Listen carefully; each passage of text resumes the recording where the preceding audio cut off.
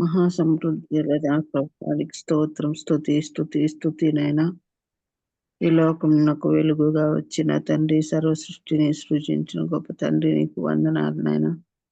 నా తండ్రి, ఈ వర్చువల్ ప్రేయర్ ఫెలోషిప్ ను బట్టి ప్రత్యేకంగా వందనాలు, స్తోత్రాలు, స్తుతి చెల్లిస్తుంటున్నా.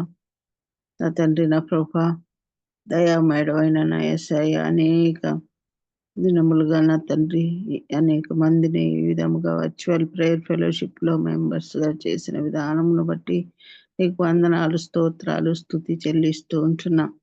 జీవం గల దేవుడవై ఉన్న తండ్రి, నీకు స్తోత్రం నాయన. నా తండ్రి, నా ప్రభా, మేము ఇంతవరకు నిన్ను స్తుతించి ఆరాధించి మహింపరుచుకున్నాం. నా తండ్రి, నీకు వందనాలు చెల్లిస్తుంటున్నాం. ముఖ్యంగా నాయన, నా తండ్రి, నా తండ్రి, నా ప్రభా, మరి నీ యొక్క జన్మదినాన్ని జ్ఞాపకం చేసుకుంటున్నాం. నా తండ్రి, ప్రతి సంవత్సరము ఈ విధముగా ఒక ఆచారం ప్రకారము కాకుండా నా తండ్రి, నిజముగా మా హృదయంలో నా తండ్రి, నీ యొక్క జన్మము, నీవు వచ్చిన నా తండ్రి ఈ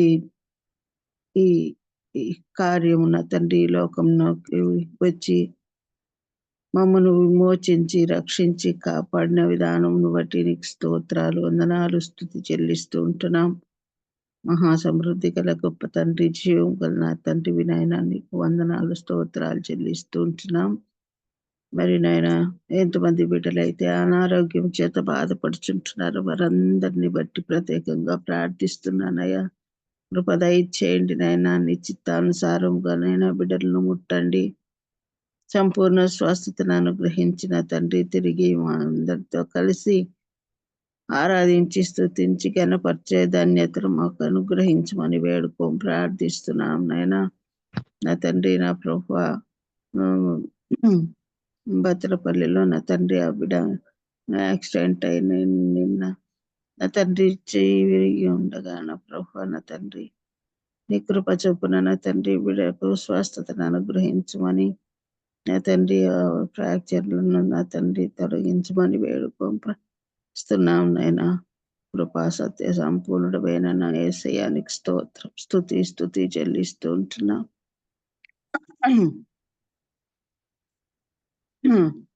దయగల తండ్రి, ప్రేమమయడానికి వందనాలు, స్తోత్రాలు. ఇంతవరకు నిన్ను స్తుతించి గణపరిచి మహిమపరిచిన బిడ్డలందరినీ బట్టి కూడా నీకు స్తోత్రాలు నా ప్రభా. ఈ దినమున్న తండ్రి, మరి నీ వాక్యాన్ని బోధించనై ఉంటున్న బిడ్డలను బట్టి నీకు స్తోత్రం చెల్లిస్తూ ఉంటున్నాం నాయన. బ్రదర్ తరుణ్ గారిని బట్టి నీకు వేలాది కోటి స్తోత్రాలు. బిడ్డను మీరు ఏర్పరిచి ఉంటున్నారు, మీకు వందనాలు చెల్లిస్తూ ఉంటున్నా.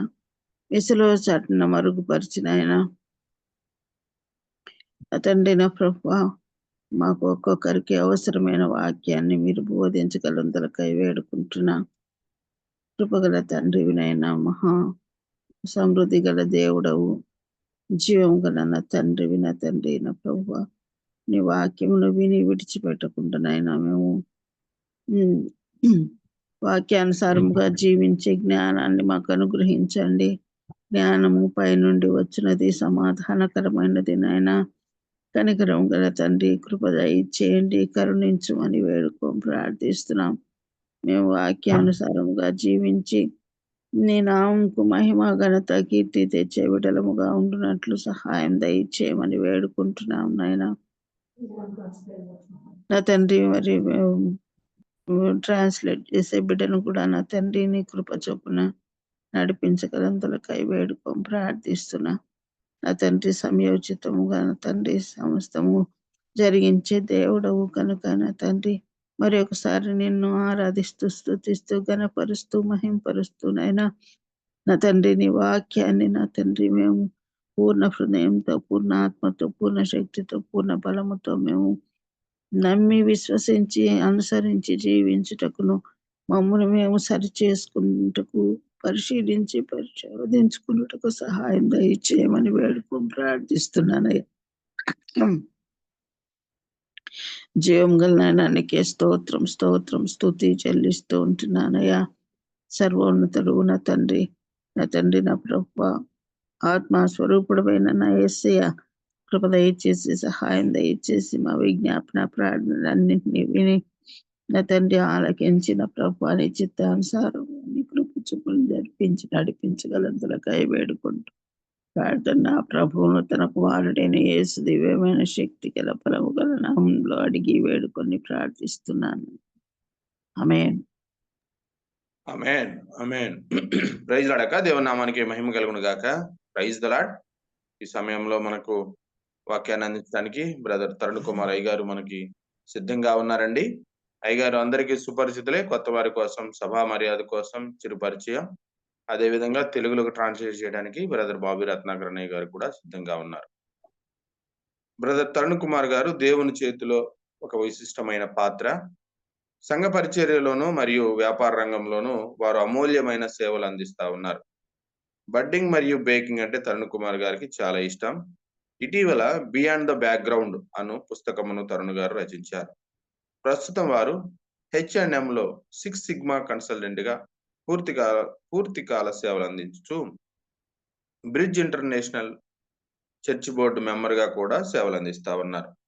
వారి ప్రియ సతీమణి గారు లీనా గారు క్యాప్ జెమినీలో కార్పొరేట్ సోషల్ రెస్పాన్సిబిలిటీకి గ్లోబల్ లీడర్ గా ఉన్నారు. తరుణ్ కుమార్ గారు మరియు లీనా గారులకు 2 సంతానము. ప్రస్తుతం వారు ప్యారిస్ లో నివసిస్తా ఉన్నారు. అన్నయ్య గారి కుటుంబాన్ని దేవుడు దీవించిన విధానాన్ని బట్టి, బాబీ అన్నయ్య గారి కుటుంబాన్ని దేవుడు దీవించిన విధానాన్ని బట్టి దేవునికి వందనాలండి. Welcome to both of you. Please అండి. Thank you, brother, and thank you, sister, for the prayer. Thank you for this introduction. Good morning, everyone. I praise God for this opportunity to share the word once again. మరి చేరి వచ్చిన మీ అందరికీ ప్రభు అయిన యేసుక్రీస్తు నామములో కృతజ్ఞతలు తెలియజేసుకుంటున్నాను. నన్ను పరిచయం చేసిన బ్రదర్కి, అలాగే ప్రార్థించిన సహోదరికి అందరికీ కూడా నేను కృతజ్ఞతలు వందనములు గుడ్ మార్నింగ్ తెలియజేసుకుంటున్నాను. So today we will look at a message from the Bible. The topic that I have picked up is on redemption, and we will look at a couple of implicit prophecies and how we can read them and understand the redemption. ఈరోజు నేను మీతో పంచుకోవాలనుకున్న అంశము విమోచన అనే అంశం గురించి నేను పంచుకోవాలనుకుంటున్నాను. దానికి సంబంధించిన కొన్ని ప్రవచనాలు కూడా మనం ధ్యానం చేసుకుందాం. If you see the whole Bible, the word of God is like a hologram or like a photograph. Now, why I'm comparing it with a hologram is because if you take a hologram, it's like a code. There is a message within the hologram. If you cut the hologram into 2 pieces, both the pieces still carry the whole message. Or if you cut it into 10 pieces, all the 10 pieces still carry the whole message. It's like a photograph. Like, you take a photograph, whether it is an old camera or a new camera, the resolution will change, but you still see the image and the message. మరి మన పరిశుద్ధ గ్రంథము Bible అనేది ఒక హోలోగ్రామ్తో కానీ, ఒక ఫోటోగ్రాఫ్తో కానీ, ఒక పిక్చర్ అంటే ఒక ఫోటోతో కూడా మనం పోల్చొచ్చు. హోలోగ్రామ్ అంటే మరి మీకు కొంతమందికి తెలిసి ఉండొచ్చు. అది ఒక పరికరం నుంచి మనం ఫోకస్ చేసినప్పుడు అది ఏదైనా వాల్ మీద కానీ, స్క్రీన్ మీద కానీ దాని 3D పిక్చర్, ఛాయాచిత్రం దాని మీద మనకి కనిపిస్తూ ఉంటుంది హోలోగ్రామ్ అనేది. ఇది ఆ హోలోగ్రాము ప్రజెంట్ చేసే లేదా ఫోకస్ చేసే ఆ పరికరంలో దాని కోడ్ రాయబడి ఉంటుంది. అది మనం ఎన్ని ముక్కలు చేసినా కూడా ప్రతి ముక్కలో కూడా మనం ఆ యొక్క చిత్రం చూడొచ్చు అనమాట. ఈవెన్ మన ఫోటో మనం చూసినట్లయితే అది మనం ముక్కలు చేసినా లేదా చిన్న భాగాన్ని చూసినా కూడా మనకి ఆ పిక్చర్ కనిపిస్తూ ఉంటుంది. అది పాత కెమెరాతో తీసినా, క్రొత్త కెమెరాతో తీసినా. మరి బైబిల్ గ్రంథాన్ని మనము ఒక భాగం చూసినా కూడా లేకపోతే మొత్తంగా చూసినా కూడా మనకి దేవుని యొక్క వాక్యం మనకి ప్రస్ఫుటంగా కనిపిస్తూ ఉంటుంది. The Bible is filled with a lot of stories that are recorded for us, and every story leads us to the same message. And the whole Bible can be split into 2 parts. One, you have the message on creation, and then you have the message on redemption. మరి మన Bible గ్రంథంలో అనేకమైన విషయాలు, మరి కథలు అవ్వచ్చు, జీవిత కథలు అవ్వచ్చు, చారిత్రాత్మక విషయాలు అవ్వచ్చు, అనేకమైనవి ఉన్నవి. అవన్నీ కూడా ముఖ్యంగా ఒక ప్రధానమైన అంశానికి దారితీస్తూ ఉంటాయి. ఉదాహరణకి మనం బైబిల్ని 2 భాగాలుగా మనం చూసినట్లయితే ఒక భాగము సృష్టికి సంబంధించింది, ఇంకొక భాగము విమోచనకి సంబంధించిందిగా మనం గమనించవచ్చు. But when you see, the part on creation is very less, hardly about maybe 5 to 10%. You will see the verses on creation in Genesis and somewhere in Isaiah and somewhere in Job and Psalms, uh, and that's about it. But the rest of the Bible is all bringing in one single message, and that is redemption. మరి మనం చెప్పుకున్నట్లుగా Bible గ్రంథము 2 భాగాలుగా కానీ చూడగలిగినట్లయితే సృష్టి, విమోచన అని చెప్పుకున్నాం కదా. నిజానికి సృష్టి అనే అంశము చాలా తక్కువగా వివరించబడింది, లేదా తక్కువ శాతం ఉంది. ఒక మహా అయితే ఒక 5% ఉంటుందేమో. మరి యెషయా గ్రంథము, యోబు గ్రంథము, కీర్తనల గ్రంథంలో, ఆది కాండంలో మనం చూస్తాం ఈ సృష్టి గురించిన ఆ యొక్క వివరణలు. మిగతా అంశం అంతా కూడా, మిగతా భాగం అంతా కూడా విమోచన గురించి మాత్రమే మనం చూడగలం. So it is a story about the remedy for sin. The creation, although how magnificent it tells us about a great God that we have, but it doesn't redeem us from sin. What redeems us from sin is his sacrifice on the cross. And every single story in the Bible points out to that single event on the cross. మరి సృష్టిని కానీ మనం ఆలోచించినట్లయితే అది ఎంతో అద్భుతమైన, ఘనమైన విషయం. అయితే విమోచన అనేది మరి మనల్ని విడుదల కలిగజేసేది. యేసుక్రీస్తు ప్రభువారు శిలువ మీద ఆ యొక్క త్యాగాన్ని, దాన్ని ఆధారం చేసుకొని విమోచన అనే యొక్క అంశాన్ని బైబిల్ చాలా విస్తృతంగా మనకి వివరిస్తూ ఉంది. Now, we will look at some of these stories, but as we look into these stories, we should remember that, all the people who are part of these stories, they are all like Adam. When God created Adam, the word Adam means dust. Specifically, it means red clay from where he made man, and it just means dust. And although these people have played very prominent roles, they've been called the patriarchs, and they've been called great. They sat on the thrones, but still they are all Adams. But there is one person who is different, that is Christ, the God himself who walked on this earth. మరి మనం కొన్ని జీవిత కథలు మనం ధ్యానం చేసుకుందాం ఈరోజు. ఆ యొక్క వ్యక్తులు, వాళ్ళు ఎంత ఘనమైన వ్యక్తులైనప్పటికీ, ఎంత ప్రాముఖ్యమైన పాత్ర వహించినప్పటికీ, వాళ్ళందరూ ఒక రకంగా ఆదాముని పోలి ఉన్నారు. ఆదాము అన్న మాటకి అర్థము మన్ను, ఇంకా చెప్పాలంటే ఎర్రని మన్ను అన్న అర్థం సూచిస్తూ ఉంది.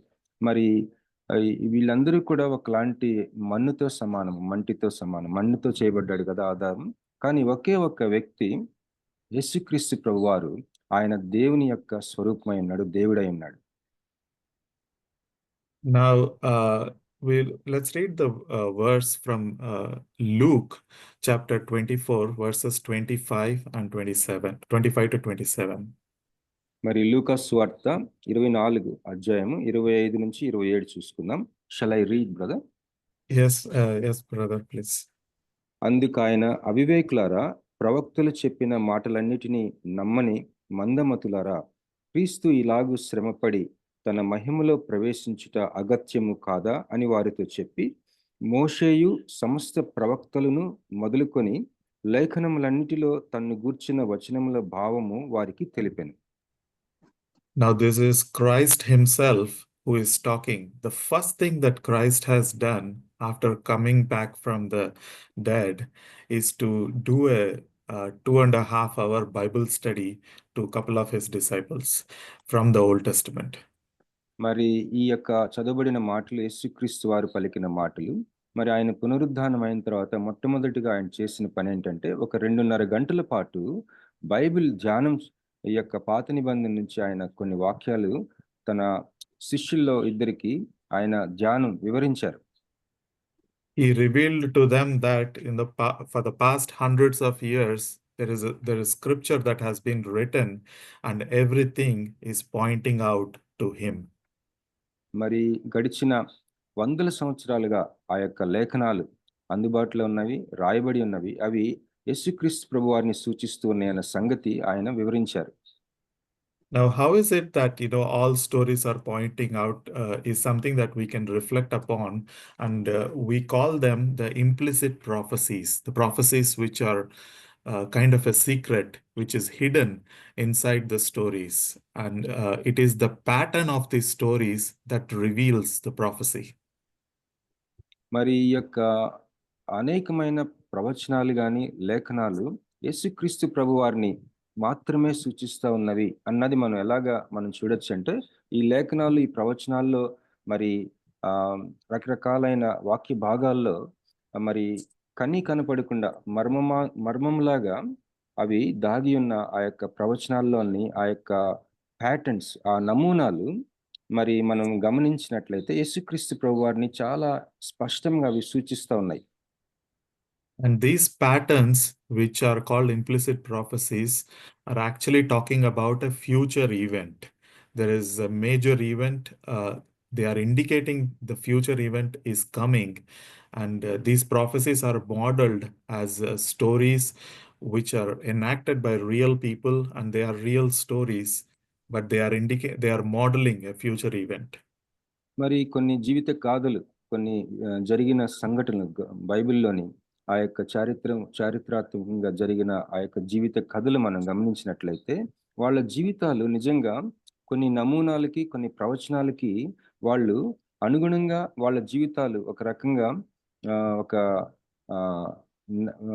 వాళ్ళ జీవితాలను ఒక డ్రామాలో నటిస్తే ఎలా ఉంటుందో, ఆ యొక్క ప్రవచనాలకు అనుగుణంగా వారి జీవితాలు ఒక నమూనాగా దాగి ఉన్న ప్రవచనాల మర్మాన్ని సూచించే విధంగా వాళ్ళ జీవితాలు ఉండటం మనం గమనించగలం. And why is it that all these prophecies are hidden and the message is so repetitive? If we think about it, we should understand that we are in a hostile alien environment, and repetition also is a kind of a code that when you have coherence in the message, you have the message 1, message 2, message 3, message 4, all of them are saying the same thing. We know that it's coming from the same person. మరి ఇవన్నీ మనం ఎందుకు ఇట్లాగా దాగినట్లుగా ఒక మర్మంగా ఈ యొక్క నమూనాలు అవ్వచ్చు, ఈ యొక్క ప్రవచనాలు అవ్వచ్చు, జీవిత కథలు ఒక్కొక్కసారి మళ్ళీ చెప్పబడతా ఉన్నాయి దివ్య గ్రంథంలో. ఎందుకు అంటే వీటిలో ఒకలాంటి మర్మంగా, ఒక రకంగా కోడ్ లాగా దేవుడు పొందుపరిచి ఉంచాడు. ఎందుకంటే మనం జీవించుతా ఉన్న యొక్క ఈ యుగాలు కానీ, ఈ యొక్క పరిస్థితులు కానీ, ఈ యొక్క కాలాలు కానీ మనకి అంత స్నేహపూరితమైన కాలాలు కాదు. మనకి వ్యతిరేకంగా ఉన్న పరిస్థితులు, మనుషులు, కాలాల్లో మనం జీవిస్తా ఉన్నాం కాబట్టి మర్మమాయుక్తంగా చెప్పబడింది మనకి. Although there are many stories and many things that are recorded for us, I'm only taking 3 of them, but there are many more than what we see here. మరి దేవుని పరిశుద్ధ గ్రంథంలో అనేకమైన నమూనాలు, జీవిత కథలు, నేను చెప్పిన యొక్క విధంగా నమూనాలుగా ప్రవచనాలు దాగి ఉన్న యేసుక్రీస్తుని సూచిస్తా ఉన్న ఆ యొక్క విషయాలు ఉన్నప్పటికీ కూడా కేవలం నేను 3 మాత్రమే తీసుకుంటున్నాను ఈరోజు. The first one is from the book of Genesis, chapters 21 to 26, and we will just go through the story. We won't read the whole of chapters, but here it talks about the sacrifice of Isaac. మరి మొట్టమొదటిది ఇస్సాకు, మరి అబ్రహాము తన కుమారుడైన ఇస్సాకుని బలించే ఆ యొక్క సంఘటనని ఆదికాండం నుంచి మనం చూసుకుందాం. మనం చదవటం లేదు, సమయం లేదు కాబట్టి మొట్టమొదటిగా ఇస్సాకు బలి ఆ యొక్క అంశాన్ని ధ్యానం చేసుకుందాం. There is a great parallel between this event and the sacrifice of Christ. Here there is a father who is asked to sacrifice his only son. ఇక్కడ ఇస్సాకుకి యేసుక్రీస్తు ప్రభువారికి చాలా పోలికలు మనం గమనించగలం. ఇక్కడ తండ్రి అబ్రహాము మరి తన ఒకే ఒక కుమారుణ్ణి బలి అడగటం మనం గమనిస్తాం. If we see this, the verses in these chapters, they are very clearly pointing out some things which are very interesting. Although Abraham had a lot of servants, Abraham himself prepares everything that he needs for the journey as a father. ఇక్కడ ఈ యొక్క వాక్య భాగం, ఈ యొక్క అంశము ఇస్సాకుని బలి ఇచ్చే ఆ యొక్క వాక్య భాగాన్ని మనం చూసినట్లయితే అనేక అంశాలు చాలా ఆసక్తికరంగా ఉంటాయి. మరి అబ్రహాంకి కొన్ని వందల మంది సేవకులు ఉన్నప్పటికీ కూడా అబ్రహాం తన స్వయంగా ఇస్సాకుని బలి ఇచ్చే ఆ యొక్క పరికరాలు లేకపోతే ఆ యొక్క సమస్తాన్ని తనే సొంతగా తను చేసుకుంటాడు, పని వాళ్ళకి చెప్పకుండా. From the time the word of God comes to Abraham to offer the sacrifice to the time that the lamb was offered, it is actually 3 days. The journey is 3 days, and that's the time that Christ was there dead before he came back again. ఇంకొక అంశం ఆసక్తికరమైనది ఏంటంటే, దేవుడు అబ్రహాంకి మాట్లాడాడు కదా, నీ కుమారుణ్ణి బలి ఇయ్యమని. ఆ యొక్క సమయం నుంచి ఆ యొక్క కొండ మీదకి తీసుకువెళ్ళటం, ఆ ప్రయాణము, ఆ యొక్క ఇస్సాకుని బలి ఇచ్చే టైంకి దేవుడు ఒక పొట్టేలు ఆ యొక్క పొదల్లో చూపించటము, ఈ సమయం వరకు కూడా దేవుడు మాట్లాడిన దగ్గర నుంచి ఆ యొక్క పొట్టేలు కనపడిన సమయం వరకు 3 రోజులండి. ఈ మరి యేసుక్రీస్తు ప్రభు వారిని చూసినట్లయితే 3 రోజులు ఆయన సమాధిలో ఉండటం మనం చూస్తాం. Now, Isaac is the one who is carrying wood, not the donkeys. He carried the wood like Christ carried his cross. మరొక అంశం ఏంటంటే, ఇస్సాకు తన సొంతగా తన చేతులతోటి ఆ యొక్క బలి ఇవ్వటానికి కావాల్సిన ఆ యొక్క ఆ చెక్కలు లేకపోతే ఆ బలి ఇవ్వటానికి కావాల్సిన వుడ్ తనే స్వయంగా మోసుకువెళ్తాడు. And the lamb that God offers him out there is actually struck in a bush, in a thorn bush, and it's like the head of Christ was wrapped in the crown of thorns. Similar to that, the lamb is also struck in the thorn bush. మరి ఈ యొక్క బలికి ఇవ్వాల్సిన చెక్కలు ఆ యొక్క whatever ఆ యొక్క వుడ్ తన సొంత చేతులతో మోసుకెళ్ళటం అనేది యేసుప్రభు వారు సిలువ తన సొంతగా మోసుకెళ్ళటంతో మనం చూడగలం. ఇంకొక పాయింట్ ఏంటంటే, అక్కడ ముళ్ళ పొదల్లో ఇరుక్కుపోయిన ఆ యొక్క పొట్టేల్ని చూపిస్తాడు కదా దేవుడు. మరి యేసుప్రభు వారి తల కూడా ముళ్ళ కిరీటంతో మనం ఆ యొక్క అంశాన్ని మనం పోల్చి చూసుకోవచ్చు. Now in Hebrews chapter 11 verse 19, it is written that Abraham believed that Isaac will be raised from the dead. In case Abraham kills Isaac, because God has promised that through Isaac, through the seed of Isaac, that Christ would come, that there is no other way for God but to raise him back alive to keep his promise. That is written in Hebrews 11 verse 19. Hebrew పత్రిక 11వ అధ్యాయము 19వ వచనం మనం చూసినట్లయితే, అబ్రహాము ఏమి నమ్మాడంటే, దేవుడు తన ఒక్కగానొక్క కుమారుణ్ణి బలి ఇమ్మని అడిగినా కూడా, నేను బలి ఇచ్చినప్పటికీ, ఒకవేళ ఇస్సాకు చనిపోయినప్పటికీ ఇస్సాకుని దేవుడు తిరిగి లేపుతాడు అన్న విశ్వాసం కలిగి ఉన్నాడు అబ్రహాం. మరి యేసు ప్రభు వారు కూడా పునరుద్ధానమయ్యాడు. ఎందుకంటే అబ్రహాంకి ఇచ్చిన వాగ్దానము ఇస్సాకు వల్ల మాత్రమే అది జరుగుతుంది కనుక ఇతడు చనిపోయినప్పటికీ కూడా లెగిస్తాడు అన్న నమ్మకం కలిగి ఉన్నాడు Abraham.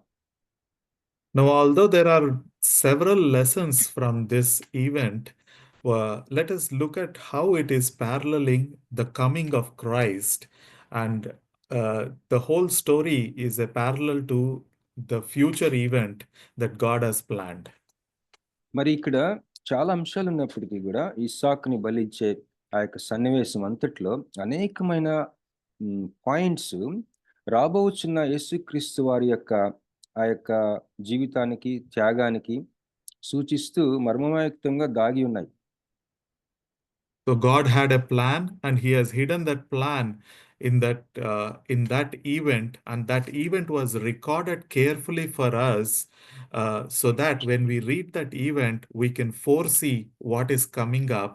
And we can read that in John 1:29, where when John the Baptist is saying, "Behold the Lamb of God who takes away the sin of the world is here," he is actually referring to an event that the lamb was provided by God, and here is the Lamb of God who is walking in, who is the promised Messiah.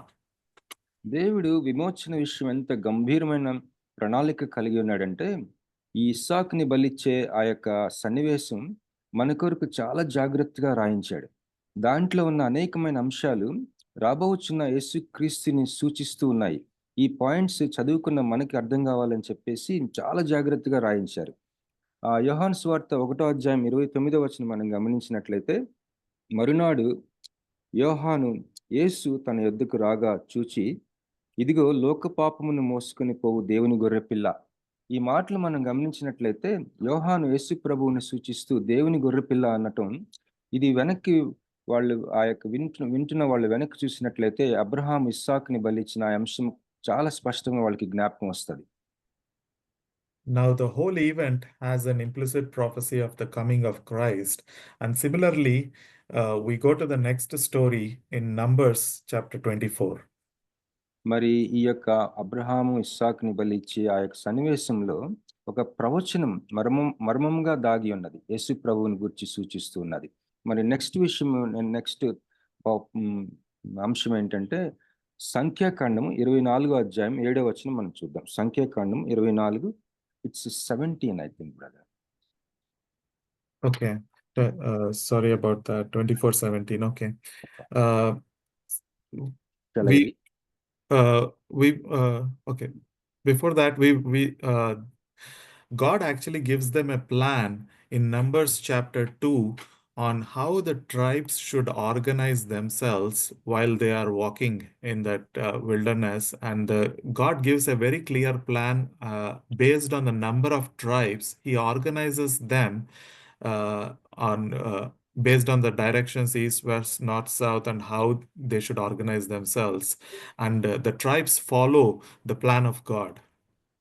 మరి సంఖ్యాకాండం 2వ అధ్యాయం చూసినట్లయితే దేవుడు చాలా స్పష్టమైన ప్రణాళిక ఈ ఇశ్రాయేలు గోత్రముల వారికి అనుగ్రహించాడు. వాళ్ళు ఏ విధంగా ఈ యొక్క అరణ్యంలో ప్రయాణం చేస్తున్నప్పుడు కానీ, వాళ్ళు ఆగినప్పుడు కానీ, ఏ విధంగా ఉత్తర దిక్కున కానీ, దక్షిణం, తూర్పు, పడమరలో ఎవరు ఎక్కడెక్కడ ఉండాలి, ఆ యొక్క నమూనాని దేవుడు చాలా స్పష్టంగా ఇచ్చాడు. Now we know that this plan is indicating a prophecy, and it is an implicit prophecy and about the coming of Christ only when Balaam looks at it from a mountain, and then he says, looking at this cross, he specifically says, I see him, but not now, I behold him. He is actually talking about a person. He is not saying that he is looking at a group of tribes, but he is actually seeing a person on that cross, and he says, and because of that person, he cannot curse the tribes anymore. We can read the verse in Numbers 24:17. ఇక్కడ ఈ యొక్క దేవుడు ఇచ్చిన ఈ నమూనా, ఏ గోత్రం వాళ్ళు ఎటువైపు ఉండాలి, ఎలాంటి ఎక్కడెక్కడ ఉంటూ నడవాలి, ఎక్కడెక్కడ ఉంటూ ఆగాలి, ఏ దిక్కున ఎవరు ఉండాలి అన్నది నిజానికి వాళ్ళు నడుస్తున్నప్పుడు కానీ, ఆగినప్పుడు కానీ వాళ్ళు గమనించలేకపోయి ఉండొచ్చు. కానీ బాలాము ఆ యొక్క పర్వతం మీద నుంచి చూసినప్పుడు అది ఒక శిలువాకారం వాళ్ళకి కనిపిస్తుంది తనకి. ఈ శిలువాకారం చూసినప్పుడు నేను ఒక వ్యక్తిని గురించి నేను మాట్లాడుతున్నానని ఇక్కడ మాట్లాడతాడు సంఖ్యాకాండం 24:17లో. నిజానికి అక్కడ వాళ్ళని శపించడానికి తీసుకొస్తాడు ఒక రాజు బాలాముని. కానీ అతను చూసినప్పుడు వాళ్ళు ఎవరెవరు ఏ దిక్కున ఉండాలి, ఆ గోత్రముల వాళ్ళు ఆ యొక్క నమూనాను చూసినప్పుడు ఆ కొండ మీద నుంచి తనకి శిలువాకారం కనిపిస్తుంది. అక్కడ ఒక ప్రవచనం దాగి ఉన్నట్లుగా మనం చూడగలం. ఇక్కడ సంఖ్యాకాండం 24:17 చూసినట్లయితే బాలాము ఇట్లా అంటున్నాడు, ఆయనను చూచుచున్నాను అంటున్నాడు. ఒక జనాలను చూస్తున్నాను అంటం లేదు, ఒక వ్యక్తిని చూస్తున్నాను అంటున్నాడు. ఆయనను చూచుచున్నాను గాని ప్రస్తుతముననున్నట్టు కాదు, ఆయనను చూచుచున్నాను గాని సమీపముననున్నట్టు కాదు. నక్షత్రము యాకోబులో ఉదయించును, రాజదండము ఇశ్రాయేలులో నుండి లేచును, అది మోయాబు ప్రాంతములను కొట్టును, కలహవీరులనందరినీ నాశనం చేయును.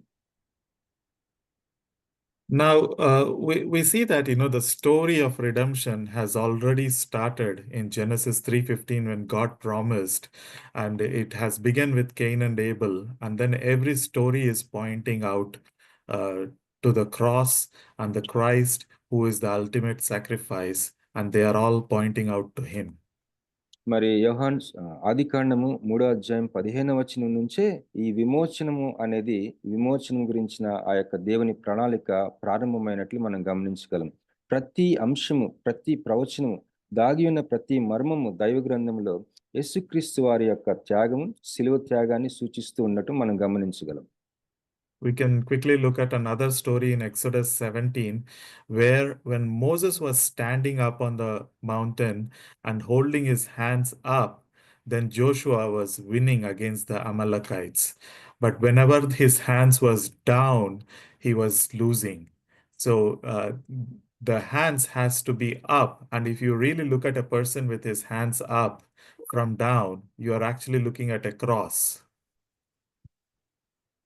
మరి మూడవ అంశం మనం ఎక్కడ చూద్దామంటే నిర్గమాకాండము 17వ అధ్యాయం 11వ వచనంలో మరి మోషే తన చెయ్యి పైకెత్తినప్పుడు ఇశ్రాయేలీయులు గెలిచిరి, మోషే తన చెయ్యి దింపినప్పుడు అమాలేకీయులు గెలిచిరి.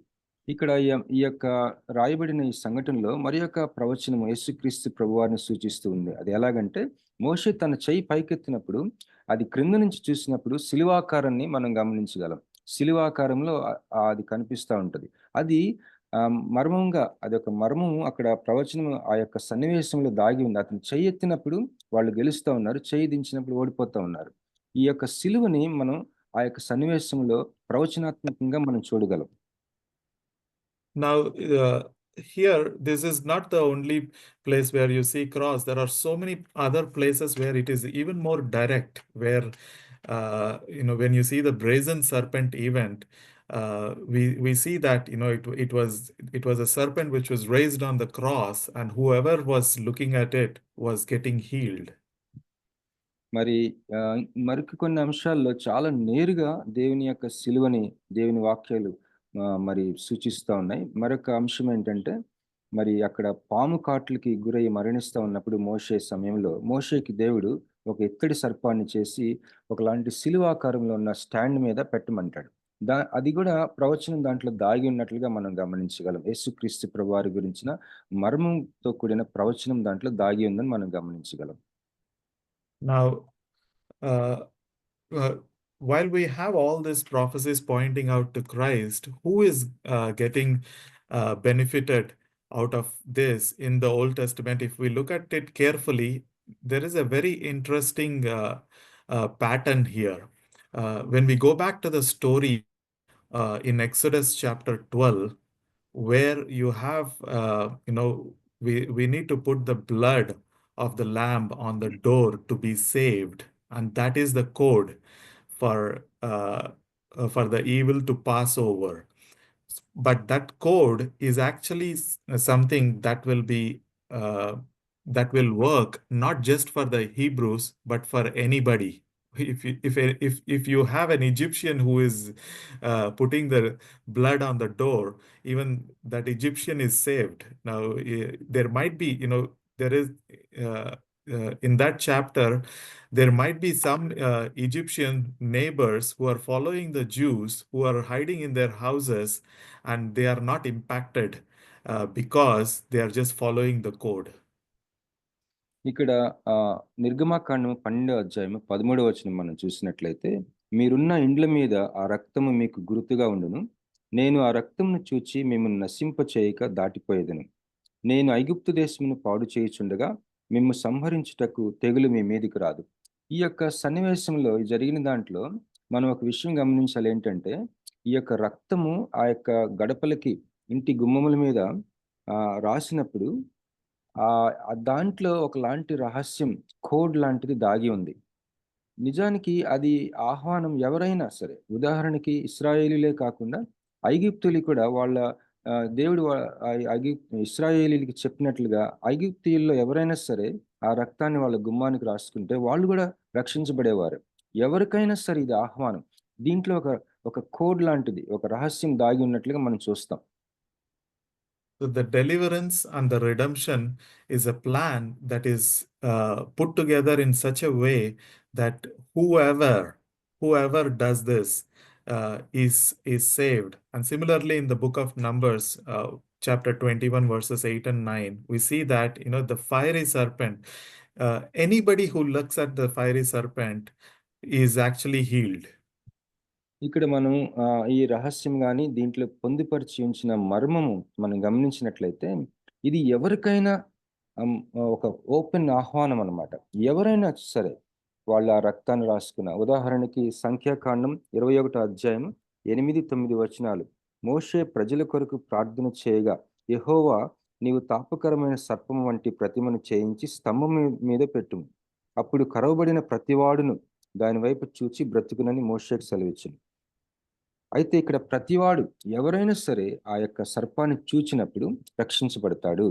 ఎవరైనా సరే వాళ్ళ గుమ్మం మీద ఆ రక్తాన్ని రాసుకున్నప్పుడు రక్షించబడతారు. ఈ ఆహ్వానము ప్రతి ఒక్కరికి ఎవరైతే చేస్తారో వాళ్ళందరికీ అన్న ఆ యొక్క రహస్యం, అంటే రానున్న రోజుల్లో మరి ఈ ఆహ్వానం ప్రతి ఒక్కరికి అని చెప్పడానికి ఈ యొక్క సన్నివేశాల్లో ప్రవచనము మర్మంగా దాగి ఉన్నట్లుగా మనం గమనిస్తాం. It is also interesting that in another event, in Joshua chapter 2, verses 18 and 19, Rahab is given a code. They could have just told that, Rahab, we will rescue you. But what the code is, anybody who is in her house is saved. The scarlet thread is actually hanging from the window, and her father's household, her mother, her brothers, and even if it is her neighbors, anybody who is inside that house is saved. మరొక అంశము రాహాబు యొక్క జీవితాన్ని మనం చూసినట్లయితే తనకి కూడా తనని రక్షించినప్పుడు ఒకలాంటి మర్మం లేదా కోడ్ ఇవ్వటం మనం గమనించగలం. యెహోషువ 2వ అధ్యాయం 18-19 వచనాలు మనం చూస్తాం. నీవు మమ్మల్ని దించిన ఈ కిటికీకి ఈ ఎర్రని దారమును కట్టి నీ తండ్రిని, నీ తల్లిని, నీ అన్నదమ్ములను, నీ తండ్రి ఇంటి వారిని అందరినీ నీ ఇంట చేర్చుకొనుము అని. వాళ్ళు సింపుల్ గా నిన్ను మీ వాళ్ళందరినీ రక్షిస్తాంలే అని చెప్పకుండా ఒక కోడ్ ఇచ్చారు. ఎర్రని దారము కట్టి ఎవరైనా సరే నీ ఇంట్లో ఉంటే, అది ఎవరైనా కావచ్చు, నీ ఇంటి చుట్టాలు అవ్వచ్చు, నీ ఫ్యామిలీ అవ్వచ్చు, ఎవరైతే నీ ఇంట్లో ఉంటారో మేము ఆ ఎర్రని దారం చూసి రక్షిస్తాం అని ఒక రహస్యాన్ని మర్మముగా అక్కడ ప్రవచనాత్మకంగా మనం గమనించగలం. Now, you see in verse 19 very clearly, so it shall be that whoever goes outside the doors of your house into the street, his blood shall fall. But that means whoever is inside is saved. The word whoever is clearly coming out here because it is a code. It is not restricted only to the Jews, but it is for everybody. Whoever follows this particular aspect in faith is saved. మరి యెహోషువ 2వ అధ్యాయం 19వ వచనం మనం చూసినట్లయితే, నీ ఇంటి ద్వారములలో నుండి వెలుపలికి వచ్చువాడు తన ప్రాణమునకు తానే ఉత్తరవాది. మేము నిర్దోషులమగుదుము. అయితే నీ యొద్ద నీ ఇంటినున్న ఎవనికే గాని ఏ అపాయమైనను తగిలినేడలా దానికి మేమే ఉత్తరవాదులు. ఎవనికే గాని, ఎవరైనా సరే బయటకు వెళ్తే మేం బాధ్యత కాదు. నీ ఇంట్లో ఉన్న ఎవరైనా సరే వాళ్ళ రక్షణకి మేం బాధ్యతం. ఇక్కడ మనం గమనించాల్సింది ఏంటంటే ఎవరైనా సరే వాళ్ళ ఇంట్లో ఉంటే రక్షించబడతారు అని. Now we have seen that God had a plan for redemption, and the plan is for whole mankind, and it's coming out very clearly in the stories. And also there are specific verses, and every time that there is a parallel between the story and the redemption, there is an incident which says that whoever believes is saved. In John 3:16 we read that again the same word. For God so loved the world that he gave his only begotten Son, that whoever believes in him should not perish, but have everlasting life. And this whoever can be anybody. మరి ఇక్కడ మనం గమనించిన అనేకమైన అంశాలు, ఇప్పటి వరకు ధ్యానించిన అంశాలన్నిట్లో కూడా మరి ఒక మాట చాలా స్పష్టంగా కనిపిస్తుంది. ఈ యొక్క విమోచన, విడుదల, రక్షణ అనేది ఎవరికైనా సరే అది ఓపెన్ ఆహ్వానంగా ఎవరైనా సరే అన్న మాట మనం గుర్తుపెట్టుకోవాలి. ఇక్కడ యోహాను సువార్త 3వ అధ్యాయం 16వ వచనంలో, దేవుడు లోకమును ఎంతో ప్రేమించెను కాగా ఆయన తన అద్వితీయ కుమారునిగా పుట్టిన వాని యందు విశ్వాసముంచు ప్రతి వాడును నశింపక నిత్య జీవము పొందినట్లు ఆయనను అనుగ్రహించింది. ఇక్కడ ప్రతివాడు ఎవరైతే నమ్ముతారో వాళ్ళ కోసం ఈ విమోచన దేవుడు ప్రపంచవ్యాప్తంగా కూడా నమ్మే ప్రతి వ్యక్తికి, అది ఎవరైనా కావచ్చు, ఏ మనిషి అయినా కావచ్చు, ఆ వ్యక్తికి విమోచన సిద్ధంగా ఉంచి అందుబాటులో ఉంచాడు. ఈ యొక్క మనం చదవబడిన ఈ యొక్క అంశాలన్నిట్లో కూడా ఆ యొక్క మాటని మనం స్పష్టంగా గమనించగలం. ఎవరైనా సరే నమ్మితే వాళ్ళు విమోచించబడతారన్నమాట. Now that belief in Him, faith in Him is what saves people. Now we know that Simon Peter uh, could not keep up his commitment, and Abraham has lied, and Noah got drunk. John Mark was a quitter. Uh, like David has committed adultery and murder, but when they repented, they are all and believed, that is when they are all saved. ఇక్కడ మనము గమనించవలసిన విషయం ఏంటంటే, నమ్మటం అనేది చాలా ప్రాముఖ్యమైన విషయం. విశ్వసించటం అనేది. మరి అబ్రహాం చూస్తే అబ్రహాం అబద్ధం ఆడాడు. అలాగే మరి నోవా మరి ఆ యొక్క ద్రాక్షారసం తాగాడు. అలాగే మరి పేతురు చూస్తే పేతురు బొంకాడు. అలాగే మరి దావీదు చూస్తే వ్యభిచారం చేశాడు. ఈ వీళ్ళ జీవితాలు చూసినప్పుడు మళ్ళీ వాళ్ళు పశ్చాత్తాపడి దేవునిని నమ్మినప్పుడు మళ్ళీ విమోచించబడటం మనం గమనిస్తాం. నమ్మటం అనేది చాలా ప్రాముఖ్యం. So we'll look at one more set of prophecies. The most important thing is how we respond when we know the story. And one of the verses that I have picked up is from Joshua chapter 2, verses 8 to 11. This is how Rahab is responding. And she is only hearing about the stories of God. Rahab is not a part of the wilderness walk. She is already in Jericho, within the walls, but somebody is telling her the story. She is hearing that the Lord of these Jews have parted the sea. He has dried the Red Sea. He has fought wars for them. And just by hearing the story, she is able to put faith in God, and that's a great faith that she had, and she started following the God of the Israelites because she heard the story and she put faith in God. మరి next ఇప్పుడు మనం ధ్యానం చేసుకోబోయేది ఏంటంటే, ఎలా స్పందించారు ఈ యొక్క సన్నివేశంలో ఉన్న వ్యక్తులు. ఉదాహరణకి యెహోషువ 2వ అధ్యాయం 8-11 చూస్తే దాంట్లో రాహాబు ఏ విధంగా స్పందించింది. ఎవరో చెప్పారు ఆవిడికి ఇశ్రాయేలీల గురించి, ఇశ్రాయేలీల దేవుడి గురించి, వారి యొక్క దేవుడు చేస్తూ ఉన్న యొక్క కార్యాల గురించి ఆవిడ వినినప్పుడు స్పందించింది. ఎలా స్పందించిందో మనం యొక్క వచనాల్లో మనం చూస్తాం. ఇలా స్పందించడం అనేది, రెస్పాండ్ అవ్వటం అనేది చాలా ప్రాముఖ్యమైన విషయం. Now, see, the message is very important, and the message is coming out very clearly from every story in the Old Testament, and that message was enough for some people to have faith in the Lord. And it is important for us to have that faith. When Jesus walked on this earth, even before he did any miracle, when he was getting baptized, the Father looked at him and said, "This is my son." And he appreciated him for his obedience. Now, and Jesus started his ministry with a message. Even before the miracles, the message was very important. మరి మనం చదవబడిన ధ్యానం చేసుకున్న ఈ యొక్క సన్నివేశాలన్నీ కూడా, మరి ఆ యొక్క సంఘటనలన్నిట్లో కూడా ఆ సందేశం చాలా స్పష్టంగా మనకు కనిపిస్తూ ఉంది. మరి ఆ సందేశము దాంట్లో ఉన్న సందేశం చాలు ఒక వ్యక్తి విని నమ్మకం పెట్టుకోవడానికి. వాటిలో వస్తా ఉన్న ఆ యొక్క సందేశం చాలు. ఉదాహరణకి యేసుక్రీస్తు ప్రభువారు ఇంకా అద్భుతాలు, ఇంకా సిలువ ఎక్కకుండా, ఇంకా ప్రారంభంలోనే తను యోహాను బాప్తిస్మం ఇస్తా ఉన్నప్పుడు ఆకాశం నుండి ఒక స్వరము, తండ్రి ఇతడు నా ప్రియమైన కుమారుడు, ఇతని యందు నేను ఆనందిస్తా ఉన్నాను అన్న ఆ యొక్క సన్నివేశం మనం చూసినట్లయితే, ఇంకా ఏమీ స్టార్ట్ చేయకముందే ఒక సందేశము చాలా స్పష్టంగా యేసు ప్రభు వారి జీవితం నుంచి అందుతా ఉంది. ఒక వ్యక్తి అది చూసి యేసు ప్రభువుని నమ్మటానికి ఆ యొక్క సందేశం చాలు ఆ నమ్మకం పెట్టడానికి.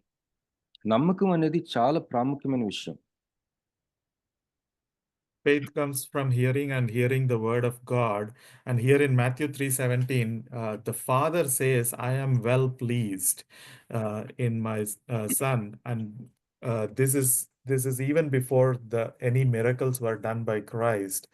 And Christ's focus was more on the Sermon on the Mount, and that is what brought people. When he shared the message, that is when the people, the crowd started following him. So the message is very important, and when you put faith on the message and connect all the dots and see God, and that's where you see that God is pleased. Yeah. మరి యేసు ప్రభు వారి జీవితాన్ని చూసినట్లయితే అద్భుతాలు ఇంకా ఏమి చేయకముందే కొండ మీద ప్రసంగమే ఆయనకి చాలా ప్రాముఖ్యమైన విషయంగా మనం చూస్తాం. మరి యేసు ప్రభు వారి గురించి తండ్రి ఇతని యందు నేను ఆనందిస్తా ఉన్నానని చెప్తున్నాడు కదా. ఆ మాటలు అయిన తర్వాత కొండ మీద ప్రసంగం జరిగింది. ఇంకా ఏమి అద్భుతాలు జరగకముందే ఒక ఒక గంభీరమైన సందేశం, ఒక చాలా ముఖ్యమైన సందేశము బయలుపడింది. ప్రజలు విన్నారు. అది విని ఆ సందేశం మీద మనసు పెట్టి స్పందించి నమ్మకం పెట్టుకున్నారు. అది చాలా చాలా ముఖ్యమైన విషయం, నమ్మటం అనేది, స్పందించి నమ్మటం అనేది. ఎందుకంటే జీవితంలో యేసుప్రభు వారి జీవితంలో నుంచి కానీ, దేవుని వాక్యాల నుంచి కానీ సందేశం చాలా స్పష్టంగా ఒక వ్యక్తి ముందుకి, మన ముందుకు వస్తుంది. మనం దానికి స్పందించి నమ్మటం అనేది చాలా ప్రాముఖ్యమైన విషయం. Now, the most important point is, what do we do with the message that we receive? The sermon or when we read the event, Rahab read the Red Sea parting event, and that was enough for her to put faith in the God and become part of history, become part of the lineage of God. Like that, when we hear the story, the word of God, what do we do with that word of God?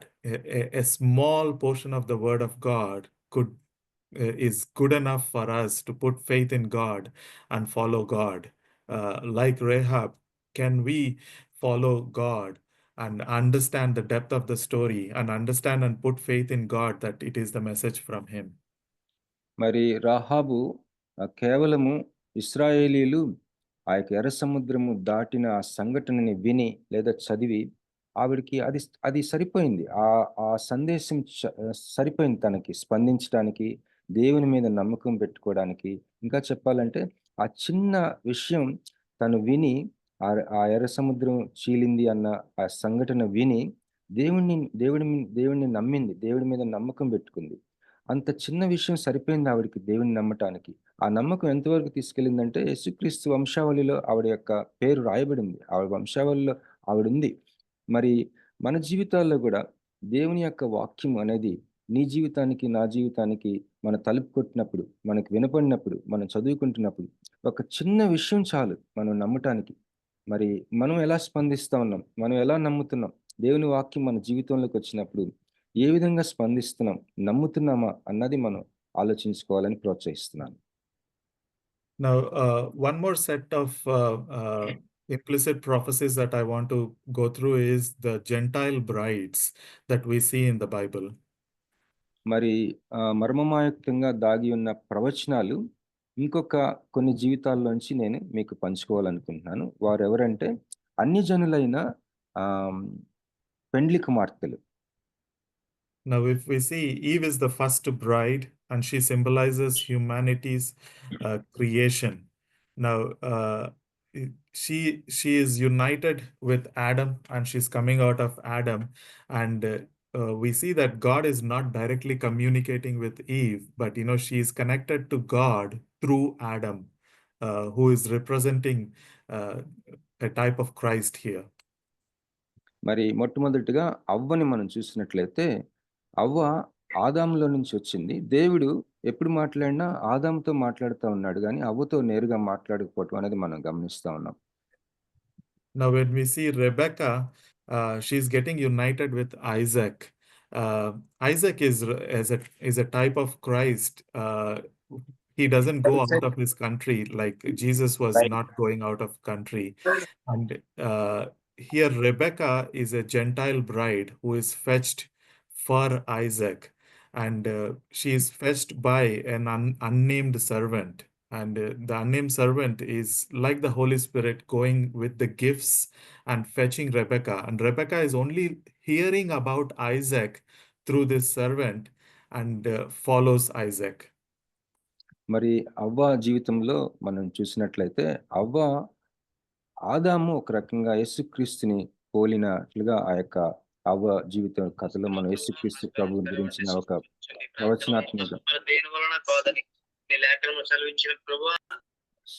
ప్రవచనాత్మకంగా మనం అవ్వ జీవితంలో చూడవచ్చు. మరి యొక్క వ్యక్తి ఈ అన్ని జనుల సంబంధించిన వధువుగా మనం చూడొచ్చు. ఎవరంటే రిబ్కా. ఈ రిబ్కా ఇస్సాకు భార్య. మరి రిబ్కా దగ్గరికి ఒక పేరు రాయబడిన ఒక వ్యక్తి మరి రిబ్కా దగ్గరికి వచ్చి కానుకలు ఇస్తాడు. ఆ వ్యక్తిని మనం పరిశుద్ధాత్ముడిగా చూడొచ్చు. మరి ఆ వ్యక్తి చెప్తున్నప్పుడు ఇస్సాకు గురించి విని తను ఇస్సాకుకి ఒక భార్యగా తన జీవితాన్ని తీర్మానించుకుంది. మరి అట్లా ఇస్సాకు యేసుక్రీస్తు ప్రభువుని పోలినట్లుగా సూచనగా మనం చూడొచ్చు. Now, I'm only talking about implicit prophecies, and none of these people, Adam, Isaac, or Joseph, Moses, they are not gods. We need to be very clear about that, but they are modeling a message that is coming up. They are all human beings, and they are real human beings, and they are just Adam, like dust for God. But the real God is Christ himself. We only worship Christ, not any of them. ఇక్కడ మీరు చూస్తున్నట్లుగా screen మీద అన్ని జనులైన వధువులు అవ్వ అవ్వచ్చు, రిబ్కా అవ్వచ్చు, అసెనాత్ అవ్వచ్చు. అసెనాత్ అంటే యోసేపు భార్య. అలాగే సిప్పోరా అవ్వచ్చు, రాహాబ్ అవ్వచ్చు, రూత్ అవ్వచ్చు. వీళ్ళ భర్తలు ఆదాము గాని, మరి ఇస్సాకు గాని, యోసేపు గాని, మోషే గాని, సల్మోను, రాహాబు భర్త సల్మోను గాని, అలాగే రూత్ భర్త బోయజ్, వీళ్ళెవరు కూడా దేవుళ్ళు కాదు. వీళ్ళ జీవితాల్లో ఒక నమూనా ఉంది. యేసుక్రీస్తుని సూచిస్తూ ఉన్న నమూనా తాలూకా ప్రవచనాత్మకమైన ఆ మర్మాన్ని మనం గమనించాలని నేను పంచుకుంటా ఉన్నాను. వీళ్ళందరూ ఒక రకంగా ఆదాము లాంటి మన్నుతో సమానం వీళ్ళు. కానీ వీళ్ళ జీవితాల్లో ఒక నమూనా దాగి ఉంది. యేసుక్రీస్తుని సూచిస్తా ఉంది ఆ నమూనా. అది మనం కనిపెట్టాలని నేను ప్రోత్సహిస్తున్నాను. Their life is carefully captured by the Holy Spirit, and it has become part of the Word of God for us to understand the model and set a pattern for what is coming. మరి వీళ్ళ జీవిత కథలు పరిశుద్ధ గ్రంథంలో రాయబడినప్పుడు పరిశుద్ధాత్ముడు చాలా జాగ్రత్తగా ఆ జీవిత విశేషాలని, ఆ నమూనాని మనం గమనించడానికి పొందుపరిచి ఉంచాడు. Now, if we read through their lives carefully, we see Asenath is marrying Joseph, and she is coming from a Egyptian background, a Gentile, but she marries Joseph, but her sons become part of the tribes of Israel. Ephraim and Manasseh get integrated into the tribes. ఇక్కడ అసెనాతు అన్న స్త్రీ అన్ని జనుల నుంచి వచ్చింది. ఐగుప్తు దేశానికి సంబంధించిన స్త్రీ. తను యోసేపుకి భార్య అయినప్పుడు తన సంతానము మనష్షే, who is the other person brother? The tribes. Ephraim and Manasseh. ఎఫ్రాయిము, మనష్షే, ఈ యొక్క తన పిల్లలు ఇశ్రాయేల్ 12 గోత్రంలోకి చేర్చబడ్డారు. మరి దీంట్లో కూడా మనం ఒక నమూనా, యేసుక్రీస్తుని పోలిన ఒక నమూనా యోసేపు గురించి కానీ వాళ్ళ జీవితాల్లో దేవుడు పొందుపరిచి ఉంచడం మనం గమనించగలం. Now, we also see in Zipporah, when she marries Moses, there is a very interesting part where she circumcises her son in Exodus chapter 4, verses 24 to 26, and she calls Moses that you are a bloody husband. And in fact, it looks like a very odd story coming out very suddenly like that. But if you actually see that as a pattern and a prophecy, we see that, she's calling that, it's through the blood of Moses that, there is redemption, and which is she's indicating the sacrifice of Christ on the cross. ఇక్కడ Zipporah, మోషే భార్య Zipporah జీవితంలో ఒక సంఘటన Bible గ్రంథంలో రాయబడింది. Zipporah ఏం చేస్తుందంటే తన కుమారుడికి సున్నతి చేస్తుంది. ఆ సున్నతి చేసినప్పుడు మోషేని నువ్వు రక్త సంబంధమైన పెనిమిటివి, భర్తవి అని అంటది. ఈ యొక్క సన్నివేశం అంతా చూసినట్లయితే యేసుక్రీస్తు యొక్క శిలువని, ఆ యొక్క రక్తాన్ని సూచిస్తా ఉన్న ఒక నమూనా ఈ యొక్క సంఘటనలో మనకి కనిపిస్తా ఉంది. Now, we've also just went through about Rahab, how she married Salmon and she becomes part of the lineage. And it's also interesting that, Boaz becomes bold enough as a Jew to go and marry a Gentile. If we think about it, how did Boaz get such a courage to marry a Gentile woman? We should know that Boaz is actually a descendant from Salmon and Rahab. If he knows that his father could marry a Gentile, he can as well. మరి Ruth భర్త బోయాజుని చూసినట్లయితే అతను యూదుడు. మరి Ruth ఒక అన్యజనురాల నుంచి వచ్చిన ఒక స్త్రీ. తనని వివాహం చేసుకున్నప్పుడు తను ఎంతో మరి సాహసం చేశాడని చెప్పాలి. ఎందుకంటే ఒక యూదుడు అన్యజనురాలను పెళ్లి చేసుకుంటూ అది అది అది వాళ్ళ సాంప్రదాయం ప్రకారం అది చేయరు వాళ్ళు. ఇక్కడ బోయాజు నిజానికి రాహాబు సల్మాన్కి సంబంధించిన ఆ కుటుంబం నుంచి వచ్చినవాడు. తను అనుకుంటా ఉండొచ్చు, నా తండ్రి మరి రాహాబుని చేసుకున్నాడు కదా, మరి నేను కూడా నా యొక్క ఇశ్రాయేలులోనికి నమ్మకాన్ని బట్టి వచ్చిన స్త్రీని నేను వివాహం చేసుకోకూడదని సాహసించి చేసుకుంటూ మనం గమనించగలం. Now, if you see the whole book of Ruth, the story, Boaz is actually the Lord of the harvest, and he is the kinsman redeemer, and Naomi is representing Israel. And Naomi, as Israel, has to go out and bring a Gentile bride, Ruth, who becomes the wife of Boaz. Now, here you have a group who is representing, who is part of the Israel, and Naomi is going out and bringing in a Gentile bride for the groom of Israel. So this is again a representation of how Christ has worked. Now, Christ is taking up the church as a Gentile bride. మరి Ruth గ్రంథం మనం చూసినట్లయితే Ruth గ్రంథంలో ఉన్న ఆ యొక్క వ్యక్తులు బోయాజు, Naomi, Ruth, వీరికి సూచనగా వీళ్ళ జీవితాలు చూసినట్లయితే బోయాజు మరి ఆ యొక్క లార్డ్ ఆఫ్ ది హార్వెస్ట్, అంటే ఆ యొక్క వ్యవసాయం అంతటికి, ఆ పంట అంతటికి కూడా, కోత అంతటికి కూడా మరి యేసు ప్రభువు లాగా కోత యజమాని. అలాగే మరి తన రక్త సంబంధులు, తన సొంత బంధువుల్ని విమోచించిన ఒక విమోచనకర్తగా మనం చూస్తాం. యేసుక్రీస్తుని ఏ విధంగా సూచిస్తా ఉంది వీళ్ళ జీవితాల్లో నమూనాను మనం కనిపెట్టాలని నేను ఇదంతా చెప్తున్నాను. మరి నయోమి చూసినట్లయితే నయోమి ఇశ్రాయేలుకి సాదృశ్యంగా ఉంది. తను వెళ్ళి ఒక అన్యజనురాలైన రూతుని తీసుకొచ్చి ఆవిడికి కూడా విమోచన అనుగ్రహించడం. ఇట్లా ఈ విమోచన కార్యక్రమంలో వీళ్ళ జీవితంలో కూడా ఒక నమూనా మర్మంగా దాగి ఉంది, ఒక ప్రవచనం మర్మంగా దాగి ఉంది ఈ యొక్క వ్యక్తుల జీవితాల్లో. రూతు గ్రంథంలో మనం చూసినట్లయితే అది ఏ నమూనాను సూచిస్తా ఉందంటే, మరి విమోచన అనేది ప్రతి ఒక్కరికి, అన్ని జనులకు కూడా, సమస్త ప్రజలకి అది అందుబాటులో ఉందని చెప్పడానికి ఒక ప్రవచనం దాగి ఉందని నేను మీతో పంచుకుంటున్నాను. Now, if we see Rebecca is meeting Isaac from an unknown servant. We know that Rahab is meeting Salmon, and she's connected through two unknown spies. Ruth is actually connected to Boaz through an unknown servant.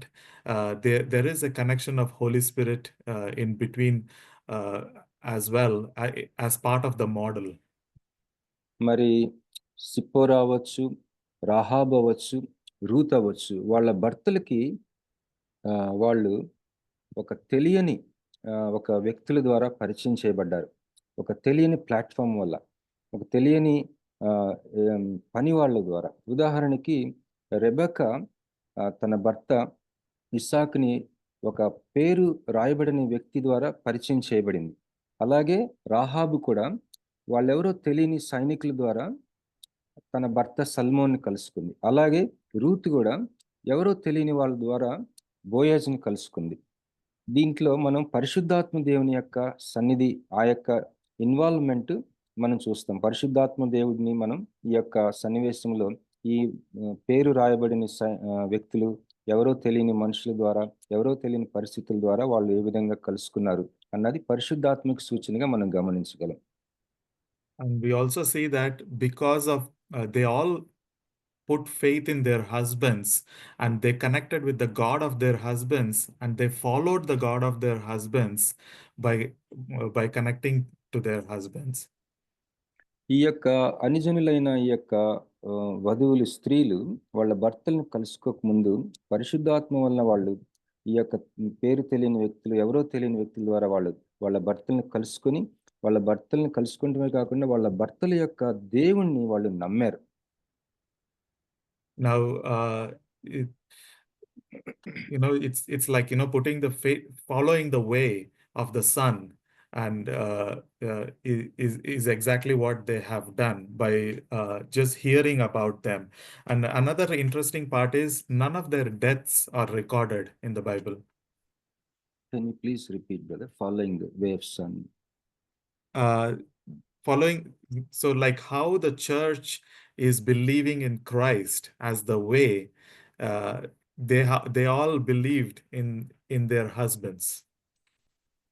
Okay, ఇక్కడ మనం చెప్పబడిన ఈ వ్యక్తులు ఏ విధంగా వాళ్ళ భర్తల్ని చేరుకొని వాళ్ళ భర్తల యొక్క దేవుణ్ణి నమ్మారో దానికి సాదృశ్యంగా సంఘము మరి యేసుక్రీస్తు ప్రభువారిని మరి అతనే ఒక మార్గమని మరి నమ్మటాన్ని మనం సాదృశ్యంగా మనం చూస్తాం. ఇంకొక ఆసక్తికరమైన విషయం ఏంటంటే ఇప్పుడు చెప్పబడిన ఈ స్త్రీల యొక్క మరణాల గురించి బైబిల్లో రాయబడి లేదు. And initially people thought that their death is not recorded because they are Gentile women, it is not important. But if they are Gentile women, we have a whole book written about Ruth, who is a Gentile woman, and everything about Ruth is written in the book of Ruth, and it is named after her. So that doesn't look like a great argument. Their death is not recorded just to show that the church is going to live for eternity. It's not that they haven't died, but they are modeling the church, and the church doesn't die. So there is no point in recording their death because they are representing the church. ఇక్కడ ఇంకొక సాదృశ్యాన్ని మీకు పంచుకోవాలనుకుంటున్నాను. ఏంటంటే ఇప్పుడు చెప్పబడిన స్త్రీల యొక్క మరణాలు బైబిల్లో రాయబడలేదు. అయితే చాలా మంది ఏమనుకున్నారంటే వాళ్ళు అన్యజనులు కాబట్టి అంత ప్రాముఖ్యత ఇవ్వలేదు వాళ్ళ మరణాలకి. బైబిల్ గ్రంథంలో రాయలేదంటే ఎందుకు రాయలేదంటే అన్యజనులు కాబట్టి ఆ స్త్రీల యొక్క మరణాలకి ప్రాముఖ్యత ఇవ్వలేదు. కానీ మనం రూతు గ్రంథం చూసినట్లయితే సంపూర్ణమైన ఒక పుస్తకము ఒక వ్యక్తి గురించి, ఒక అన్యజనురాలైన రూతు గురించి రాయబడి ఉంటే మనం గమనిస్తాం. రూతు గురించిన ప్రతి విశేషం దాంట్లో ఉంది. కనుక మనం దీన్ని వాళ్ళు మరణించలేదని కాదు, కానీ వాళ్ళు మరణించారు. కానీ పరిశుద్ధాత్మ దేవుడు ఒక ఉద్దేశపూర్వకంగానే వాళ్ళ మరణాలని లెక్కించలేదని ఒక సాదృశ్యంగా మనం గమనించాలని అనుకుంటున్నాను. ఏంటి ఆ సాదృశ్యం అంటే సంఘం అనేది మరణం లేని సంఘం, అది నిత్య జీవం కలిగిన సంఘం. ఈ సంఘానికి మరణం లేదు అన్న యొక్క సాదృశ్యం అన్న సూచన, ఆ విషయాన్ని సూచిస్తా ఉన్నట్టుగా ఆ సాదృశ్యంగా మనం గమనించాలని నేను కోరుచున్నాను. Now we see the same patterns here. It's an implicit prophecy that I wanted to point out, but at the end I just wanted to conclude the message with this. Now all these prophecies are pointing out to one thing, that all these stories have their ultimate climax in Christ.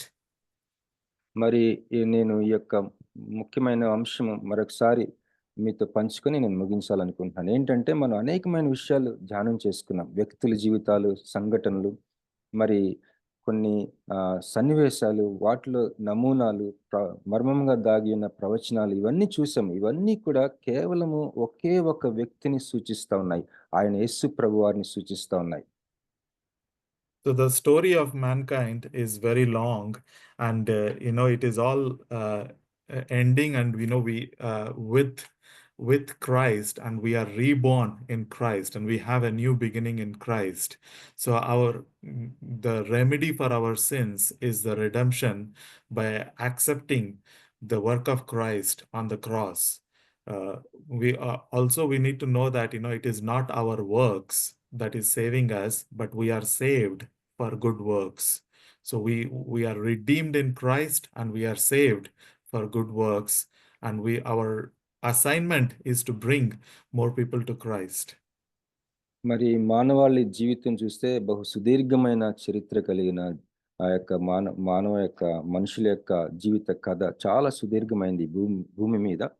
మరి ఈ మన మనుషులమైన మనము మన విమోచన కొరకు యేసుక్రీస్తు ప్రభు వారిలో మన యొక్క జీవితాన్ని ఆయన విమోచించేవాడై ఉన్నాడు. మనకి విమోచన యేసుక్రీస్తులోనే మనకి దొరుకుతుంది. కనుక ఆయనలో మనం విశ్వాసం పెట్టినప్పుడు తిరిగి జన్మిస్తాం. మన జీవితం ముగిస్తున్నట్లు అయిపోతుంది, కానీ తిరిగి జన్మిస్తాం. ఆయన నమ్మినప్పుడు ఆయన మనం విమోచించాలని ఉన్నాడు, విమోచనకర్త. మనం ఆయనలో విమోచన మనం పొందుకున్నప్పుడు మన జీవితాలకి చాలా మేలు కలుగుతుంది. మరి ఈ యొక్క విమోచన గురించి మనం ఆలోచించాలని నేను కోరుచున్నాను. Yeah, just wanted to close saying that our redemption is in Christ, and I encourage you all to continue to read the Word of God, and every story is His story, and His story is the most important thing for us as mankind. Thank you all. Yeah. మరి ప్రతి సన్నివేశము, రాయబడిన ప్రతి అంశం కూడా యేసుక్రీస్తు యొక్క కథే బైబిల్లోని. కనుక మనం ఆ యొక్క విమోచన గురించి మనం ధ్యానం చేయాలని మిమ్మల్ని ప్రోత్సహిస్తా ఉన్నాను. ఈ అవకాశం ఇచ్చినందుకు మీకు కృతజ్ఞతలు తెలియజేసుకోవచ్చు. Thank you so much brother Tarun Kumar. I know it's 2 o'clock, around 2 o'clock in the night in Paris, and we congratulate you on your newborn baby, Harith, second son. Thank you so much. God bless you. Thank you. Over to Dr. Swarup garu, please. నేనే చెప్తున్నా brother. అమ్మా, thank you. Thank you brother.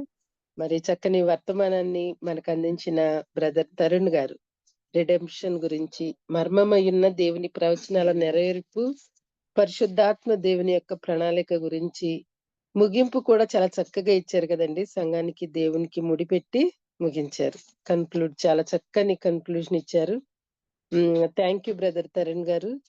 మీ వాక్యాన్ని వినటానికి చాలా మంది ఇష్టపడతారు, ఆసక్తి చూపుతారు. మరి అట్లాగే చక్కని ట్రాన్స్లేట్ చేసిన బాబీ బ్రదర్ కూడా ప్రత్యేక వందనాలండి. మీ ఇద్దరు కలిసి చెప్తుంటే లేనవైపోయి చెప్తున్నట్టు మేము కూడా మీతో కలిసిపోయాము. చాలా థ్యాంక్ యూ అండి ఇద్దరికి. మరి ముగింపు ప్రార్థన ఆశీర్వాదం ఇవ్వాల్సిందిగా, పరలోక ప్రార్థన ఆశీర్వాదం ఇవ్వాల్సిందిగా పాస్టర్ విజయ్ కుమార్ గారిని కోరుతున్నానండి. కొద్దిగా సౌండ్ పెట్టండి. ఓకే అమ్మా, ఇప్పుడు వినపడుతుందమ్మా? హలో హలో, వినిపిస్తుంది పాస్టర్ గారు. ప్రార్థన చేసుకుందామండి. మహోన్నతుడ, సర్వాధికారి, సకల ఆశీర్వాదాలకు కారణభూతుడైన మా తండ్రి, ఈ లోకంలో మేము తెలుసుకోవాల్సినవి ఎన్ని ఉన్నా అవన్నీ కూడా నశించిపోయేటివని, విమోచన అనేటువంటి విషయంలో ఎక్కువగా మేము మనుషులతో మాట్లాడి మరి ఉజ్జీవమును, మా యొక్క స్థితిని తెలియజేస్తూ ఎన్నో తండ్రి భావాలను వ్యక్తపరిచే విషయంలో ఈరోజు తరుణయ్య గారి ద్వారా మీరు మాకు ఇచ్చినటువంటి చక్కని ఎక్స్ప్లెనేషన్, వివరణాత్మకమైనటువంటి బోధన విధానాన్ని బట్టి మీకు స్తుతులు చెల్లిస్తున్నాం. నెమ్మదిగాను, సమాధానముగాను, గలిబిలి లేకుండా మీ ఆలోచనను తెలుసుకోవడానికి ఇచ్చినటువంటి యొక్క గొప్ప మరి సమయానికై స్తోత్రాలు చెల్లిస్తున్నాం. అలాగే తండ్రి మరి అయ్యగారు బాబిరత్న గారు మరి ఇద్దరు కూడా ఎంతో చక్కగా ఆ మాటలు చెప్పుటలో తండ్రి నిలకడ, మరి తండ్రి సమాధానంతో కూడినటువంటి మాటలు, మరి తండ్రి వినడానికి మరి తేలిగ్గా ఉన్న అందులో సారాంశం తండ్రి మరి ఎంతో శక్తివంతమైంటున్నది. ఆ శక్తివంతమైనటువంటి సారాంశం ద్వారా మా హృదయాలలో మరొకసారి మీ యొక్క జ్ఞానోదయాన్ని కలిగజేసినందుకు స్తోత్రాలు. అవును తండ్రి, మరి ఎక్కడ చూసినా ఒక బాడీలో ఎక్కడ కొట్టినా రక్తం ఎలాగొస్తుందో, బైబిల్లో ఎక్కడ చూసినా మరి విమోచన, యేసుక్రీస్తు మీ యొక్క ఆలోచన, మీ ప్రేమ, మీ ఆప్యాయత, నశించిపోయేటువంటి లోకాన్ని రక్షించేటువంటి ఒక తపన అందులో కనపడుతుంది. కాబట్టి ఈరోజు ఇచ్చినటువంటి యొక్క వర్తమానంలో మరి తండ్రి అన్యులైన వారు ఎవరైనా సరే మీకు విధేయులైన వారు రక్షించబడతారనే మాట స్పష్టమైంటున్నది. మరి తండ్రి ఈరోజు కాలములలో మీరు తండ్రి అందరికీ దేవుడై ఉన్నారు, అందరికీ ప్రభు అయి ఉన్నారనే మాట మేము చక్కగా అర్థం చేసుకోవడానికి మీరు ఇచ్చినటువంటి కృపకై స్తోత్రాలు చెల్లిస్తుంటున్నాం. మరి మీ యందు భయభక్తులు కలిగినటువంటి వారు ఎన్నడూ ఎవరు నశించరు. మీ ఆజ్ఞల ప్రకారముగా మీ చిత్తానికి అనుకూలంగా జీవించిన వారు తండ్రి నిత్య జీవంలోనే ఉంటారు. సంఘము అంటే నిత్య జీవము, అది మరణముకు సంకేతం కాదు, జీవమునకు సంకేతము, నిత్యము స్థిరమైనటువంటి ఒక భావన అని ఈ లోకంలో మీరు మాకు అలుగుజేశారు తండ్రి. మరి శాశ్వతమైనటువంటి ఆ రాజ్యంలో మేముండి మరి మీకు అనుకూలంగా ఫలించి మేము మా ద్వారా ఇంకా అనేకులు తండ్రి ఫలించడానికి మీ యొక్క మాటలను తండ్రి చక్కగా ఈ యొక్క వచ్చే నెలలో, డిసెంబర్ నెలలో ఈ మాటలు ఎంతగానో ఉపయోగపడతాయి.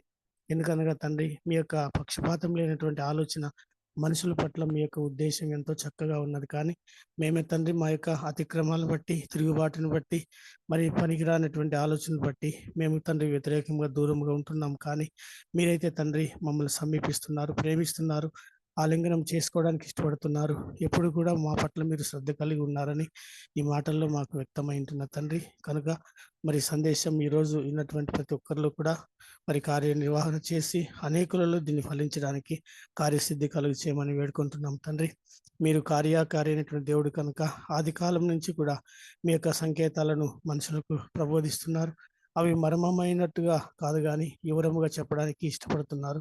మరి తండ్రి యోహాన్ గారు లోక పాపాలు మోసుకొని పోయి దేవుని గొర్రెపిల్లని స్పష్టం చేశారు. అలాగిన తండ్రి మరి ఈ సంకేతాలన్నింటినీ తెలుసుకోవడానికి ఎంతో అద్భుతమైనటువంటి వివరణాత్మకమైనటువంటి కృత నిబంధన ద్వారా యేసయ్యను మాకు అనుగ్రహించారు. ఆ నిబంధనలో ఆయనలో మేము ఉన్నప్పుడు మరి మరణమే మాలో ఉండదు, చీకటి మాలో ఉండదని స్పష్టంగా గ్రహించుకొని మరి ఈ లోక వాసులం కాదు, మీ యొక్క దగ్గర నిలబడవలసిన వారమని తెలుసుకొని జీవించడానికి ఈరోజు మీరు మమ్మల్ని హెచ్చరించిన విధి విధానానికై స్తుతి స్తోత్రాలు చెల్లిస్తున్నాం. మరి తండ్రి ఈ యొక్క కార్యక్రమంలో పాల్గొన్న ప్రతి ఒక్కరూ దీవించబడి ఉన్నారని నమ్ముచుంటున్నాం. వర్తమానం ఇచ్చినటువంటి అయ్యగారిని, కుటుంబాన్ని, పరిస్థితులను, తానున్నటువంటి స్థలమును దీవించి ఆశీర్వదించండి. ఇంకా ఇలాంటి మాటలు అనేకులకు మరి బహాటంగా చెలుపుతూ మరి అనేకుల్లో ఉజ్జీవం రేపుతూ అనేక ఆత్మలకు ఆదరణ కలిగినట్లుగా వాడుకోనండి. మరి బాబి రత్నాకర్ గారు ఎంతో చక్కగా మంచిగా లాంగ్వేజ్ నైనా, అది ఎంతో మృదువైనటువంటి భాషనైనా, మృదువైనటువంటి మాట క్రోధమును కోపమును చల్లార్చునని వాక్యం సెలవిస్తున్నాడు. సొలొమోను మాట్లాడుతున్నాడు తండ్రి. అవును తండ్రి, సమాధానం కలిగినటువంటి మాట ఈరోజు అవసరమైనది.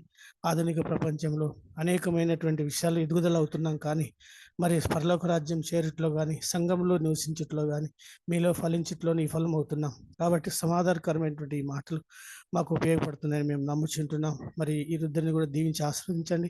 అయ్యగారిని కూడా మీరు ఆశీర్వదించండి. ఆయన పరిచర్యను, ఆయన ఏర్పాట్లను, ఆయన యొక్క ఉన్నతమైన ఆలోచనలు దీవించండి. అలాగే తండ్రి జూమ్ మీటింగ్ మా కొరకు ఏర్పాటు చేసినటువంటి అయ్యగారు మొదలుకొని అందులో ఇన్క్లూడింగ్గా ఉన్నటువంటి పెద్దలందరినీ కూడా పేరు పేరును ఆశీర్వదించండి. ప్రతి ఉదయమున మిమ్మల్ని ఎదుర్కొనేటువంటి గొప్ప ధన్యతను, భాగ్యమును మాకు ఇచ్చినందుకు స్తోత్రాలు. మరి తండ్రి ఇలాంటి ఒక విషయాలలో తండ్రి మేము శ్రద్ధ కలిగి ముందుకు సాగడానికి సహాయం దయచేయండి. ఈరోజు మిమ్మల్ని మీరు మాతో మాట్లాడిన విధి విధానంలో మేము దీవించబడదామని నమ్ముట నీ వలన అయితే సమస్తం చేయడానికి నాకు సాధ్యమని చెప్పిన దేవా, మీకే తండ్రి ఘనత, మాన, ప్రభావం చెల్లునుగా. కానీ ఈ దీన ప్రార్థన మా ప్రభు, మా రక్షకుడు, మీ ప్రియకుమారుడైనటువంటి యేసుక్రీస్తు యొక్క అతి శ్రేష్టమైనటువంటి నామం నందు అడిగినవన్నీ పొందుకుంటున్నాము తండ్రి. ఆమేన్. పరలోక ప్రార్థన చేసుకుందామండి. పరలోకమందున్న మా తండ్రి, నీ నామం పరిశుద్ధపరచబడును గాక, నీ రాజ్యం వచ్చును గాక, నీ చిత్తం పరలోకమందు నెరవేర్చున్న ప్రకారం భూమి మీద నెరవేరును గాక. నేడు మాకు కావలసిన అనుదిన ఆహారం మాకు దయచేయండి. మా తప్పిదాలను మీరు క్షమించిన ప్రకారం ఇతర తప్పులు క్షమించే విషయంలో మనసునివ్వండి. దుష్టుని నుంచి, కీడు నుంచి, అపాయం నుంచి తప్పించండి. ఎందుకనగా రాజ్యము, శక్తి, బలము నిరంతరము నీవైనావు స్వామి. ఆమేన్. అంత్య ఆశీర్వాదం తీసుకుందాం. మన తండ్రి అయినటువంటి దేవుని ప్రేమ, ప్రభువైన యేసుక్రీస్తు కృప, పరిశుద్ధాత్మ యొక్క అన్యోన్య సహవాసము మనతో ఎల్లప్పుడూ తోడుగా ఉండి రాబోయేటువంటి నెలలోను మరి దినాలలోను అన్ని కార్యక్రమాలు విజయవంతంగా సాగించడానికి మన అందరిలో శక్తి సామర్థ్యం కలిగించే దేవునికి సదాకాలము నిరంతరము స్తోత్ర, మహిమల, ఘనత మరి సంఘం ద్వారా కలుగును గాక. ఆమేన్, ఆమేన్, ఆమేన్. అందరికీ వందనాలండి. ఆమేన్. థ్యాంక్ యూ పాస్టర్ గారు. మరి ఈ చక్కని వర్తమానాలన్నీ రికార్డ్ చేయబడుతున్నాయండి. దయచేసి మీరు మరొకసారి వినాలని ఆశపడితే రోజు చెప్పేదే యూట్యూబ్ లో బాబి రత్నాకర్ అని మీరు టైప్ చేస్తే మీకు అందుబాటులో ఉంటాయండి. ఈ మెసేజెస్ కొద్దిగా యూనిక్ గా ఉంటాయి కదండి. ఇవి మీరు మీ సంఘాల్లో కూడా వాడుకోవచ్చు. చక్కగా వాళ్ళు పరిశుద్ధాత్మ ప్రేరేపణ చేత సిద్ధపడ్డారండి. మనం మన సంఘాల్లో ఇంప్లిమెంట్ చేసుకుందాము, ఉపయోగించుకుందాము, మన బ్రతుకుల్ని మార్చుకుందాము. దేవుని నామానికి మహిమ కలుగును గాక. బ్రదర్ తరుణ్ గారికి, అట్లాగే బావి బ్రదర్ గారికి, అట్లాగే ముగింపు ప్రార్థన చేసిన విజయ్ కుమార్ పాస్టర్ గారికి వందనాలండి. జాయిన్ అయిన మీ అందరికీ కూడా ప్రత్యేక వందనాలు తెలియజేస్తున్నానండి. హ్యావ్ ఎ నైస్ డే అండి. ముగించుకుందామండి.